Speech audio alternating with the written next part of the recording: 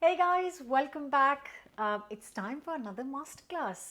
It's been snowing this morning. It hasn't settled, but it's just been a flurry and it's really cold. So I thought I will come back in the kitchen with a masterclass. Now, masterclass are just recipes with a few extra tips to make them perfect every single time in your kitchen. So, because the weather is so cold, I thought I'll go towards something very comforting and kind of lovely and something that's very, very special to me, and that is aloo paratha or potato stuffed flatbreads. Now, when I asked which other masterclasses you guys want to hear and watch, a lot of you asked for aloo paratha. So here I am with aloo paratha. Don't forget to subscribe, hit the bell button, and I'm going to start with the cooking.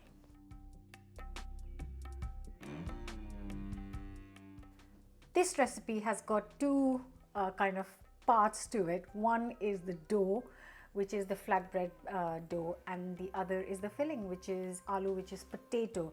Now, a couple of things we need to make sure. Making the dough, I'm using atta, which is chapati flour, which you can buy in Asian supermarkets, Asian shops, if you're living outside of India, obviously, like myself. So I have to go to Asian shop, but actually these days all the supermarkets are also stocking atta, which is quite convenient. And to get the real Indian flatbread kind of flavor and texture, you really need to make an effort to find atta. But in case you really cannot find it, please do find it. In case you can't find it, you can make this with plain flour, but just be aware that that's not how it is made in India. So and one of the key things with the dough is that you make the dough and it doesn't need to be extremely hard or extremely soft. It needs to be somewhere in the middle. And another key is to let it rest, because if it's going to get stretchy and easily roll out into parathas if you kind of let it rest, which is really, really important.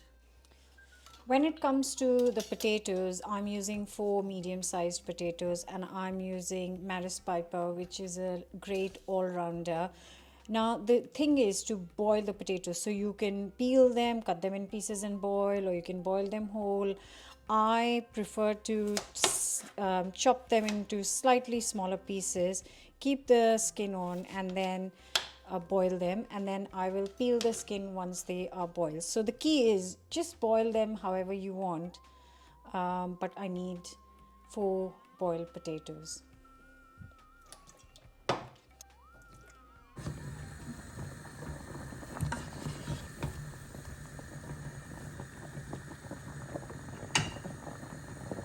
So for the atta, I'm taking 200 grams of atta or chapati flour, and it's slightly differently milled. And if you've watched my previous chapati videos, then you'll know this is the atta we need to make parathas or chapati or roti.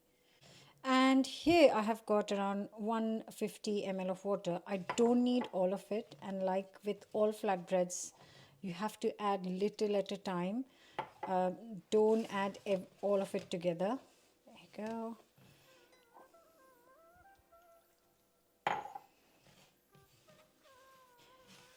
And just keep adding little water at a time until you get a nice, not a wet dough. You want it a little bit stiffer, not super soft. So the dough has come together nicely. Look, it's not like crazy super soft and thin, because it'll become too sticky. And now we want a little bit of elasticity in it because we're going to fill it. So for that we need to knead it for at least 2 to 3 minutes. You can do it on the surface, but I like to just do it in the same bowl.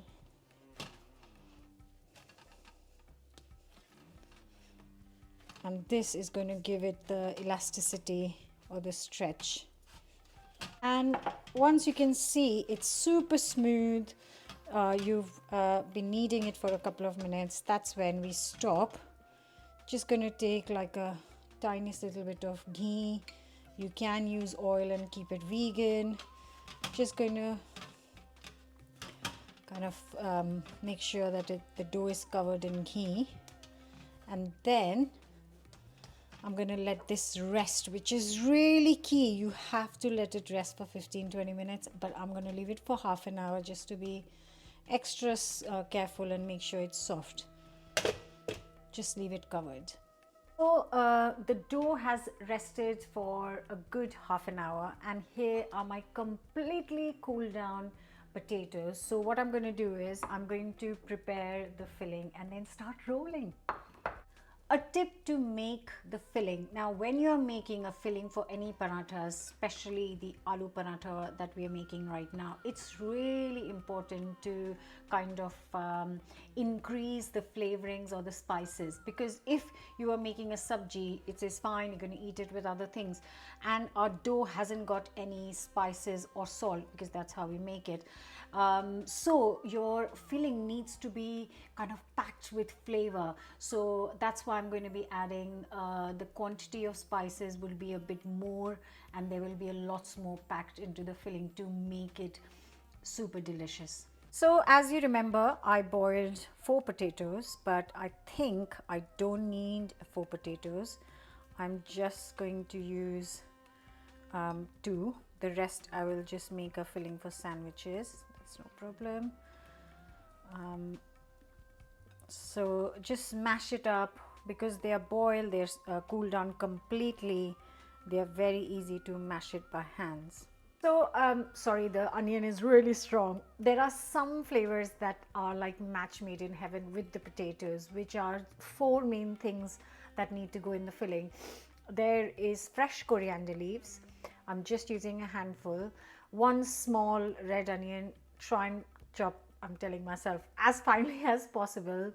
A good little piece of ginger, and then green chili. I'm using 1, but you can use more depending on how hot you want the parathas. So I'm going to chop these and add them to the potatoes.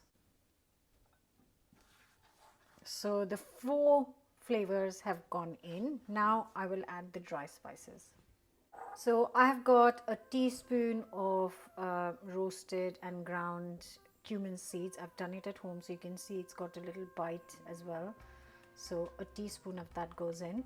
Gonna add a teaspoon of garam masala. This is also homemade. Teaspoon of coriander powder ground. So I've already added green chilies to this, so I'm just going to add half a teaspoon of chili powder. You can add more if you like. And here I've got a half a teaspoon of salt. The key spices that goes in is the amchur or the dried mango powder, and I'm using half a teaspoon of this into it. And then all that is left to do is really mash it up into the potatoes, because you want everything to, all the spices, all the flavors to go into the potatoes evenly, which is really key to get every paratha delicious. It smells amazing. The ginger, the chilies, you can smell the heat, you can smell the amchur and the cumin. Absolutely delightful. So make sure that the potatoes, you can't see any white potatoes. They should all turn a bit brown because they would have had a good coating of the spices, and that is really key. Right, now a few of you wanted to know what I might buy from India this trip. So this is my usual chakla and belan, which I've had for 20 years. Bought it with me to the UK when I came here almost 20 years ago, and this is what I bought from Gujarat this time, and this is obviously much higher than the normal chakla, and I think that it's quite good. So I'm just going to use this, and I also got a really thin belan, which is a proper Gujarati style belan, because why not? And now I'm going to start rolling the parathas. So you can see that the dough is so soft now. It's properly rested, and I think I'm going to make 4 parathas out of it, which is perfect. So just divide it into 4 portions. Just leave the ones you're not using covered, and then roll out one of them. Actually, just gonna a bit more out. Yeah, that's much better. So you just smoothen this out, and I have got this box of dry flour, because I always have that on the go for my chapatis. So you just roll this dough into the flour, make sure it's properly covered, and then just shape it, press it with your thumb and fingers to make like a little pocket to hold the potato. So once you have the pocket as big as the palm of your hand, we'll take this potato mixture. Don't be shy of filling it up, because you really don't want a kind of a empty paratha. You want a nicely stuffed paratha, and then just with your thumb and finger you seal it. No rocket science, simple. Bring it together. If it tears a little, I absolutely love when this crisps up when you're cooking it, and then press it down. Again, roll it in the flour, really important. We only need to do this once now. Press it down. Obviously you can do this with a normal rolling pin on the surface, and I know my chapatis move on their own, but that's just years of making them. So there, the paratha is ready, and then it goes on a hot pan.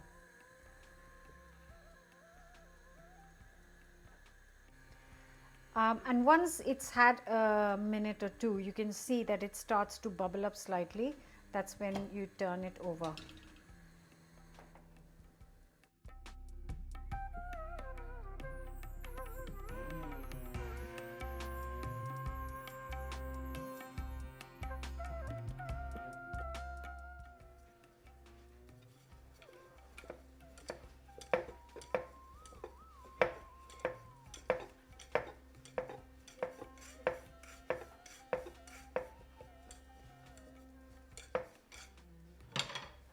Now is the time. If you want to keep it vegan, you can cook this in just some oil of your choice. I am going to add some ghee, because I've got some lovely ghee in the kitchen and I want to use it up. So I'm going to cook this in ghee today. Just a little bit of ghee.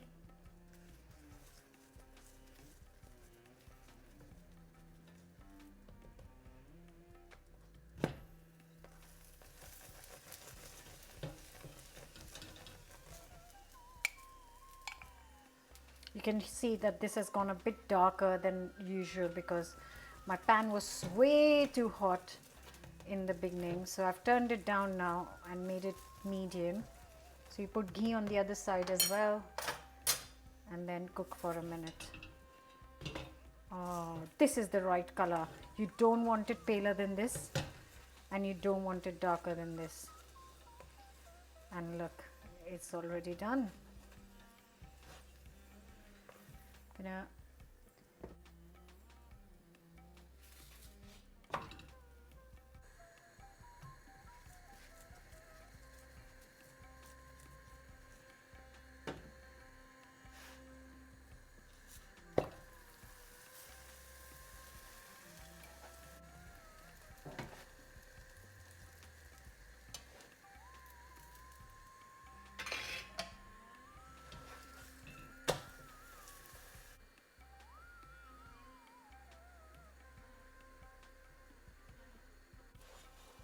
And there it is.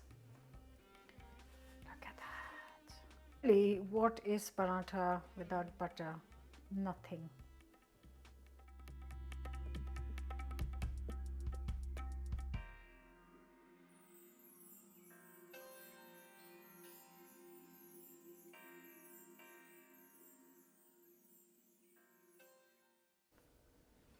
And now it is time to tear in.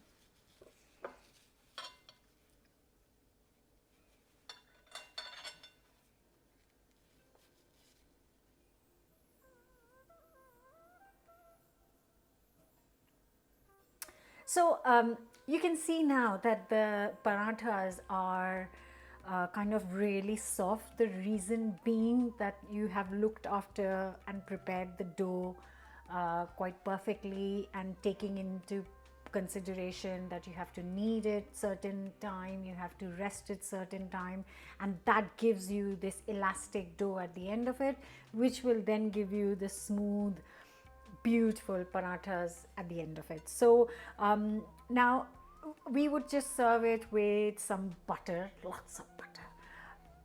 You can't do that if you're making it vegan, but you can use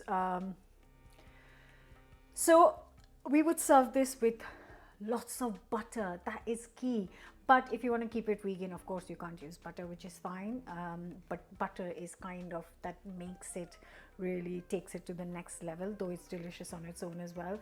And some yogurt, or some mango pickle, or some chutney, or just on its own is also stunning, which is why we've put so many spices in the filling, so that if you want to eat it on its own, it's still delicious and packed full of flavor. So there it is.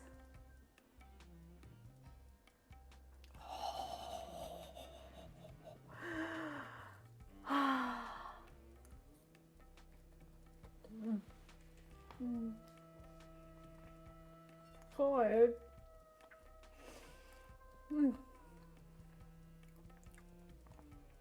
This is a proper Punjabi style aloo paratha. Oh, the seasoning is spot on. Anything less, you will feel like you're missing something, but this is beautiful. I'm getting a little bit of kick from that green chili, which is fantastic. This with a cup of chai, wow, would be heavenly. You can check out the chai masterclass as well. But for right now, I'm going to sign off. Don't forget to subscribe. I really hope you guys will enjoy this. If you want any specific masterclass, please leave your thoughts in the comments below, and I'll see you back very soon. This is next level delicious.